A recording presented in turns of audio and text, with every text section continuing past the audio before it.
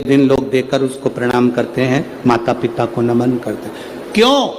आप अपने बच्चे हो, आपसे पूछेंगे, आपकी औलाद आपसे पूछेगी, आपके आने वाली पीढ़ी आपसे पूछेगी, माँ ये कौन सा नाटक बनाकर रखा है तुम लोगों ने? समी का पत्ता दे, समी का पत्ता ले, मिलने जाओ तो समी का पत्ता क्यों लिया दिया जाता है? बच्चे पूछेंगे। आज की पीढ़ी बहुत प्रश्न करती है, उसको उत्तर देना पड़ेगा कि एक पत्ते में 14 करोड़ स्वर्ण मुद्रा का फल होता है। एक शमी के पत्र में आज के बच्चे जो प्रश्न करेंगे उसका उत्तर देने के लिए तुम्हें तैयार रहना पड़ेगा। उस उत्तर को तुम्हें देना पड़ेगा कि ये शमी का पत्र विजयदशमी पर क्यों लेन देन किया जाता है, शमी का पत्र क्यों शिव के मंदिर में जाता है, शमी के पत्र की मूलता क्यों होती है, इसको समझाना। एक शमी पत्र में वो फल है। और केवल यही नहीं, शमी के वृक्ष के नीचे, बेलपत्री के वृक्ष के नीचे अगर भूल से भी बच्चा, बूढ़ा, कोई व्यक्ति एक पार्थिव शिवलिंग का निर्माण कर लेता है, भूलवश भी उस पे जल समर्पित कर देता है, भूलवश भी उसके भाव से पुष्प या शमी पत्र या बेलपत्र भी चढ़ा देता है, तो वो इस संसार में कहीं ना कहीं सुख भोगता ही है, उसके जीवन में दुख नहीं। शमी पत्र की मूलता 33 कोटि देवता तुम्हारी किस्मत में जो लिखा है वो देंगे। 33 कोटि देवता का काम है तुम्हारा भाग्य लिखना, पर केवल एक महादेव का काम है तुम्हारे भाग्य को बदल देना।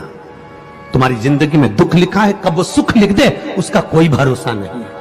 ये सिर लोग महादेव की पिंडी को लगा देते हैं, ये सिर महादेव के शिवलिंग को लगा देते हैं। क्यों लगा देते हैं? क्यों?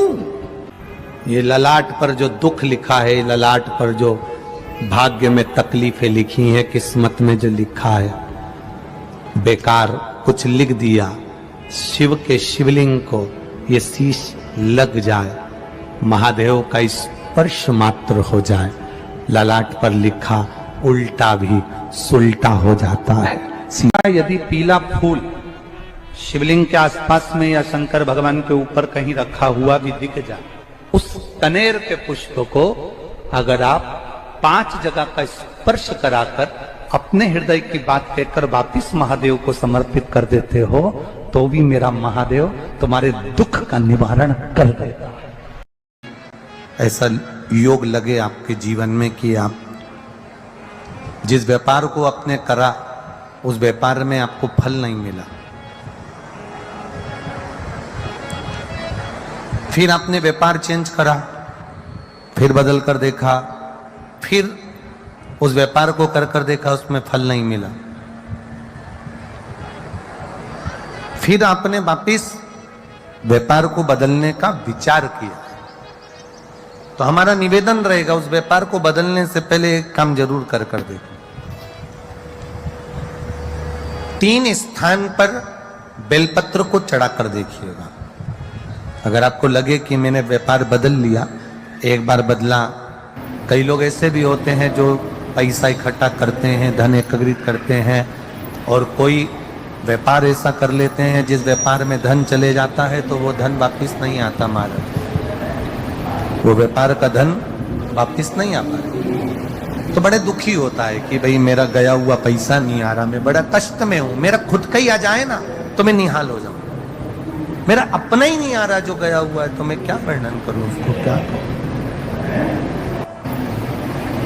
उनके लिए भी ये प्रयोग, ये शिव विद्येश्वर संहिता का ये भाव बड़ा सुंदर है।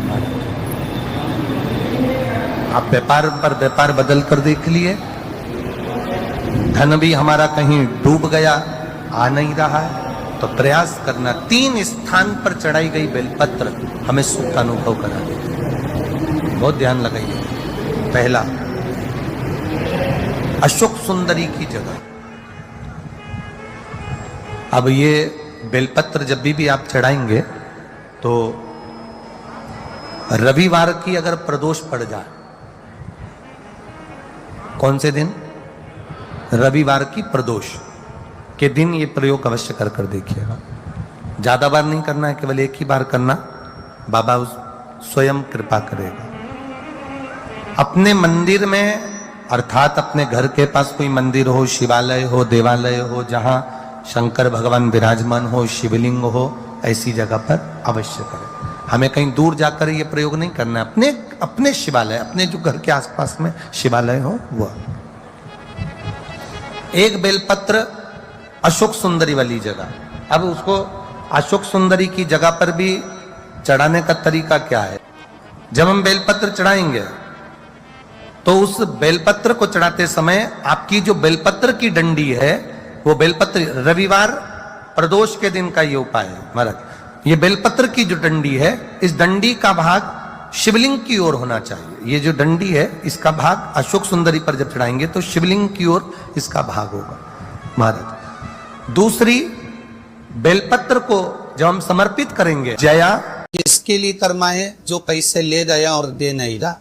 आपने हाथ कर जोड़ लिए, फोन कर लिए, 50 बार बोन भैया, 50 बार विनती कर दी, वो नहीं दे रहा ना। आप उसके लिए भस्म का लिंग तैयार कर कर उसका पूजन, उसका स्मरण कर कर उससे विनती कर, बाद में उसी का विसर्जन उसी वृक्ष के नीचे जय लाल कर धीरे धीरे नाम स्मरण कर कर छोड़। उस भस्म का थोड़ा सा भाग लेकर आए, मस्तक पर तिलक लगाकर केवल एक बार या तो फोन पर बात कर ले या उसको बोल दे कि हमारा धन दे दीजिए। उसके बाद बाबा जाने और बाबा भस्म दारी जा रहे। अब वो भूत भावन भूतेश्वर भगवान भस्म रमाने वाला रमैया मेरा शिव।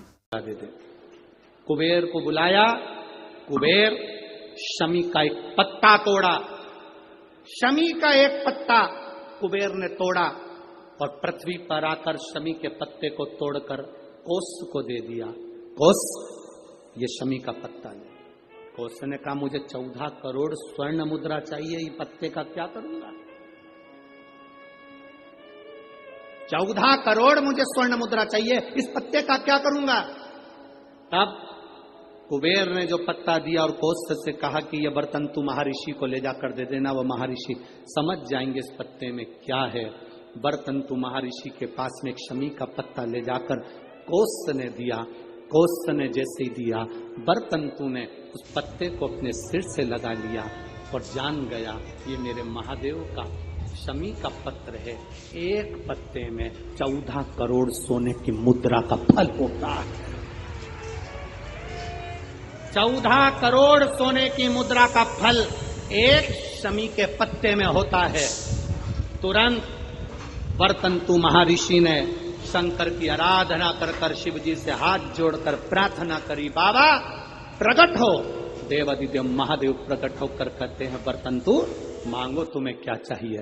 बर्तंतु कहते हैं, बाबा शरदीय नवरात्रि पूर्ण होने पर जो विजयदशमी आए, उस दशमी के दिन जो एक शमी का पत्र भूलवश भी महादेव को समर्पित कर दे, उसकी जिंदगी में कभी संपदा की कमी ना आए।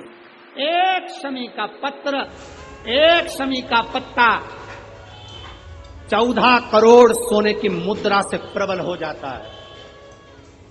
एक शमी का पत्र। आज भी कई जगह पर विजयदशमी के दिन, कई स्थानों पर विजयदशमी के दिन शमी के पत्ते का लेन देन होता है। शमी के यहाँ होता है कि नहीं होता हमको स्मरण नहीं है, महाराष्ट्र में तो, पर कई जगह होता है। यहाँ पर भी शमी का जो पत्र होता है, विजयदशमी के दिन लोग देकर उसको प्रणाम करते हैं, माता पिता को नमन करते हैं। क्यों?